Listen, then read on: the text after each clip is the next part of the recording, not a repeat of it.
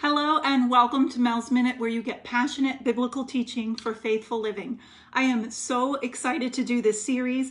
This is a series of little known women in the Bible, and we are honoring women this week and godly women and what God has done through their lives. And I am excited to present to you this story. It's going to be a little longer tonight. I ask you, hang in there with me. You will be blessed by this story. It is incredible.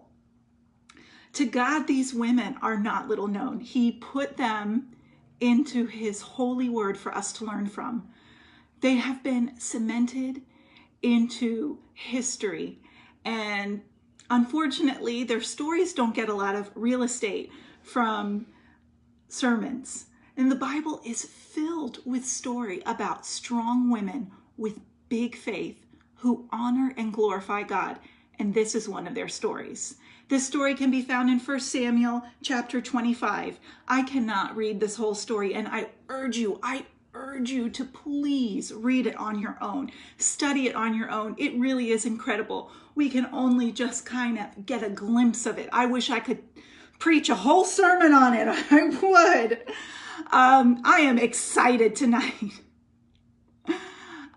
There are many perspectives that we can take from this story, but this time I'm going to take from Abigail's perspective and really focus on a woman named Abigail.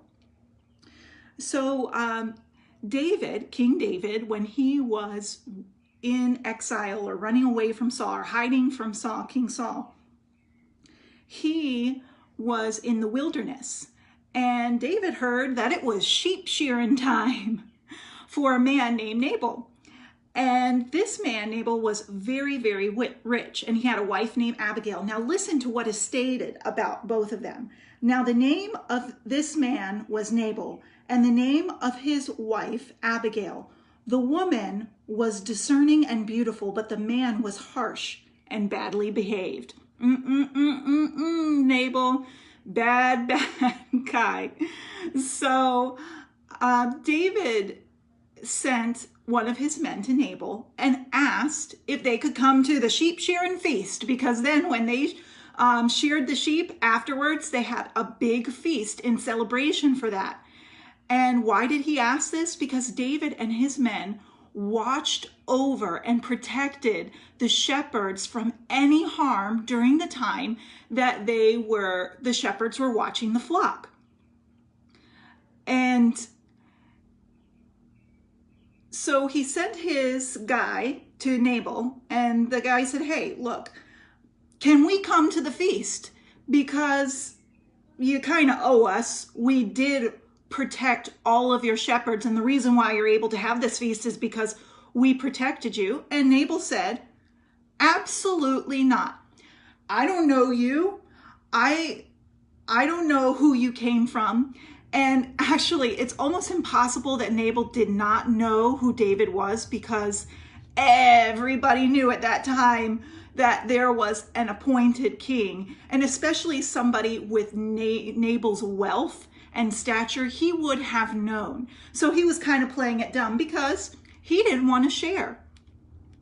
And in verse 17, it says, now therefore know this and consider what you should do. For harm is determined against our master and against all his house, and he is such a worthless man that one cannot speak to him. So here's what happened. The guy came back to David and said, hey, Nabal's not going to allow us to come to the feast. And David got so mad that he said, you know what I'm going to do? I'm going to kill him. I'm going to kill Nabal, and I'm going to kill almost everybody that works for Nabal.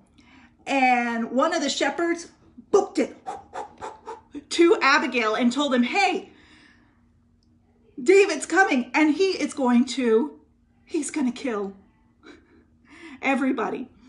And notice how the shepherd did not go to Nabal and warn Nabal. Nabal knew nothing about it. He went straight towards Abigail and said that I'm coming to you because Nabal is such a worthless man that no one can speak to him. So here we see that Abigail is Not only is she a discerning woman, but she is a very respected woman. And Abigail knew now, okay, David's coming and he's going to kill Nabal and he's going to kill a lot of people and a lot of people that I love. So here's what I'm going to do. In verse 18 it says, then Abigail made haste and took 200 loaves and 2 skins of wine and 5 sheep already prepared and 5 seahs of parched grain and 100 clusters of raisins and 200 cakes of figs and laid them on the donkeys. She basically took a huge feast. She made haste and she prepared a feast for David and his men and sent it on ahead. And it says that she did not tell her husband Nabal. And now doing so, now in not telling her husband Nabal, she probably saved the lives of others. Because what was Nabal? He was a fool. He probably would have railed up and made a huge scene and gotten himself and other people killed. Not only was she discerning and respected, but she was also very decisive. Then what follows is a true work of artful wisdom. The food arrives before she does, and then she comes. And in verse 19, it says, and she said to her young men, go on before me, behold, I come after you. But she did not tell her husband Nabal, and she rode on the donkey and came down under the cover of the mountain.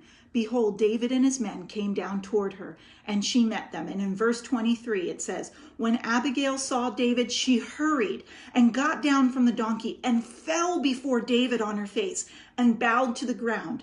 She fell at his feet and said, on me alone, my Lord, be the guilt.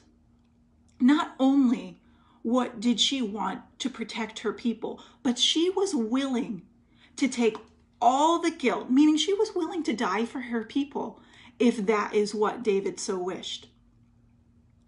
And because of her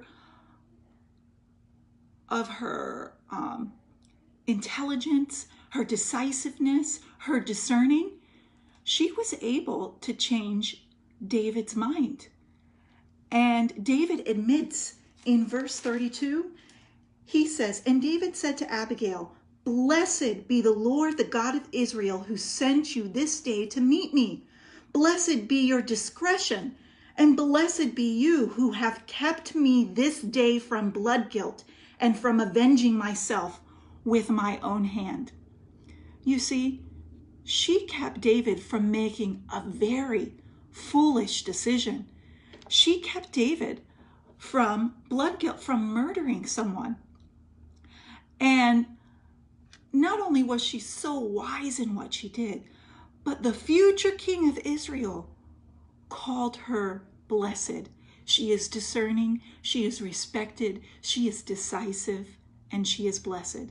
Now, here's where I ask you to please read the rest of the story because it's a little bit more detailed and involved. She has the best attitude. Her attitude is so humble. And she goes back, and what does it say in verse 38? There's more to it than this, but it says, the Lord struck Nabal, and Nabal died. Because Nabal was foolish, he died. So what does that leave Abigail? That leaves Abigail without a husband. But God's got this. David found out about Nabal dying, and then he sent for Abigail to be his wife. Isn't that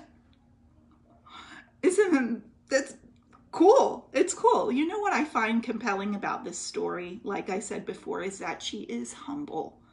She's still humble. In verse 41, it says to this in response to David saying, come and be my wife.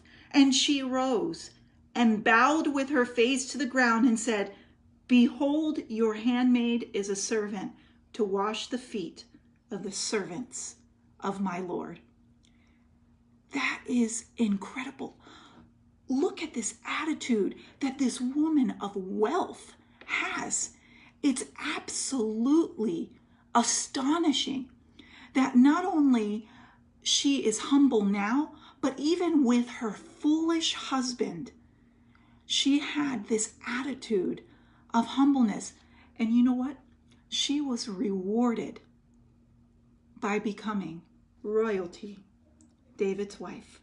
discerning, respected, decisive, blessed, humble, and royal.